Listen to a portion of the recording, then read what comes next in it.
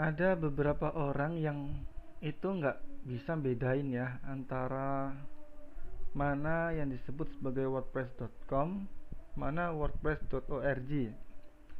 Mereka bilang bahwa WordPress itu ya WordPress satu. Nah, pada video kali ini saya pengen menjelaskan pada teman-teman mengenai WordPress. Di sini perlu dipahami ya awalnya bahwa WordPress itu ada dua. Yang pertama itu wordpress.com, kedua adalah wordpress.org. Jadi kita masuk ke halamannya langsung ya. wordpress.com.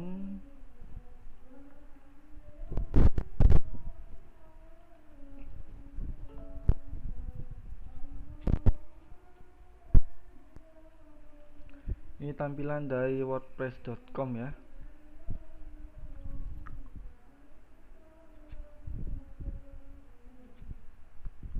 Oke, ini tampilan setelah saya sudah login.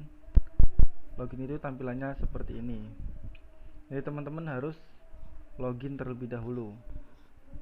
Kalau pengen lihat tampilan defaultnya, bisa dilihat di sini. wordpress.com. Sini satunya saya buka wordpress.org.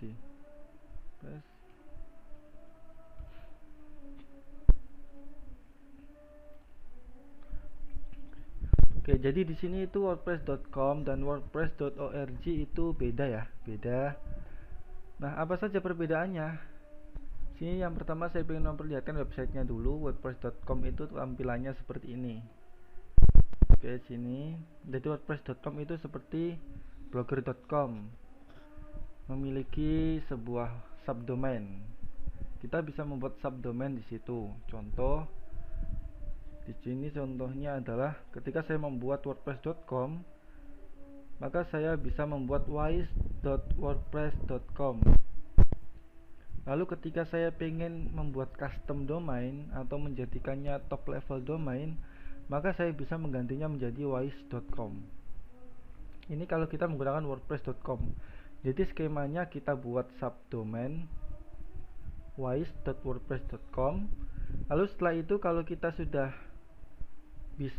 mau untuk mengganti custom domain, maka kita akan mengubahnya menjadi wise.com, menghilangkan wordpress-nya.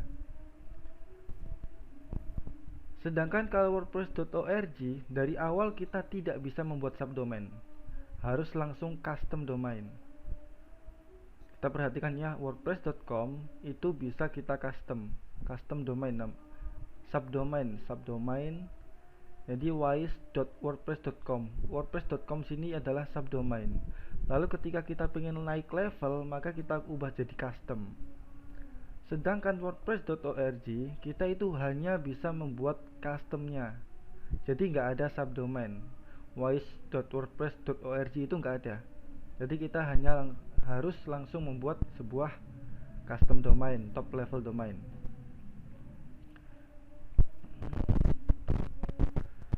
Ini ya, tampilannya sudah kelihatan beda.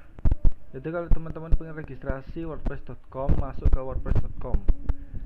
Kita tinggal get started, nanti kita tinggal melakukan registrasi gratis.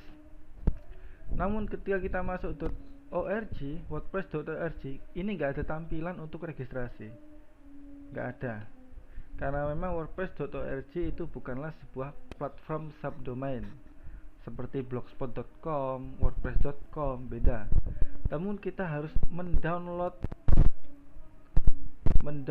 zipnya. Kita harus mendownload sebuah zip, yang mana dengan zip tersebut nanti kita pasang di hosting. Dipahami ya di sini ya.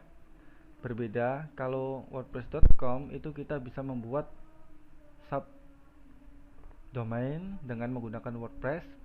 Sedangkan di wordpress.org kita itu harus langsung membuat custom domain dengan menggunakan hosting. Jadi perbedaannya apa sih? Sebenarnya ada beberapa ya perbedaannya. Namun di sini saya pengen nunjukin hal fundamentalnya saja biar teman-teman nggak bingung. Ada 3 hal yang menjadikan wordpress.com dan wordpress.org itu berbeda jauh. Yang pertama adalah masalah hosting. Ketika kita menggunakan wordpress.com wordpress.com, maka hosting yang kita pakai adalah hosting milik wordpress.com. Seperti ketika kita menggunakan Blogspot tuh ya. Blogspot kita nggak perlu menyediakan hosting. Kita cukup membuat Blogspot, maka hosting kita otomatis masuk ke hosting Blogspot. Jadi kita nggak ada biaya hosting.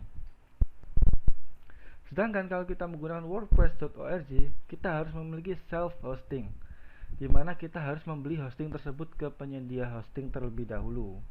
Jadi nggak disediakan oleh pihak wordpress.org. Jadi di sini kita bisa melihat enaknya wordpress.com, kita nggak perlu nyewa hosting. Loh, kalau gitu lebih enak wordpress.com dong. Oke, kita masuk ke bagian yang kedua. Perbedaannya adalah ketika kita menggunakan wordpress.com, kita harus mematuhi aturan-aturan wordpress.com. Contoh, wordpress.com, contoh ya ini ya. wordpress.com tidak menyukai link affiliate, clickbank. Contoh link affiliate ya, link jualan produk melalui link. Dan ketika kita melanggarnya, maka pihak WordPress bisa dengan sewenang-wenangnya menghapus situs kita, memblokirnya, membannetnya, dan apapun sejenisnya. Dan kita harus nurut. Jadi konsekuensinya adalah kita harus nurut sama aturan wordpress.com. Sedangkan wordpress.org, kita harus memiliki hosting dan kita hanya perlu mematuhi hosting tersebut. Jadi WordPress nggak punya hak untuk memblokir situs kita. Apapun kecurangan yang kita lakukan, WordPress tidak memiliki hak. Jadi yang kita perlukan adalah kita harus patuh terhadap aturan hosting, aturan dari penyedia hosting yang kita beli sebelumnya. Dan aturan dari hosting itu simple sekali, nggak terlalu ribet seperti WordPress. Jadi tenang saja teman-teman, kita mematuhi aturan hosting itu sangat mudah sekali. Jadi di sini kita bisa melihat poin penting, yaitu bahwa dengan wordpress.org kita nggak perlu takut bahwa WordPress akan menghapus situs kita. Dan poin yang ketiga, limited customize. Ketika kita menggunakan wordpress.com, kita memiliki tingkat kustomisasi yang sangat terbatas. Sini saya lihatkan ya. Sini saya tunjukkan salah satu situs WordPress saya, alatians.wordpress.com. Nggak ada postingannya, cuma saya ingin menunjukkan dashboardnya saja. Jadi ini isinya wordpress.com, sangat terbatas sekali.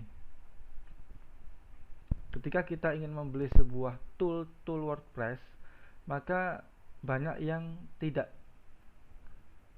kompatibel dengan wordpress.com, tidak support lah, dan mereka itu supportnya dengan wordpress.org.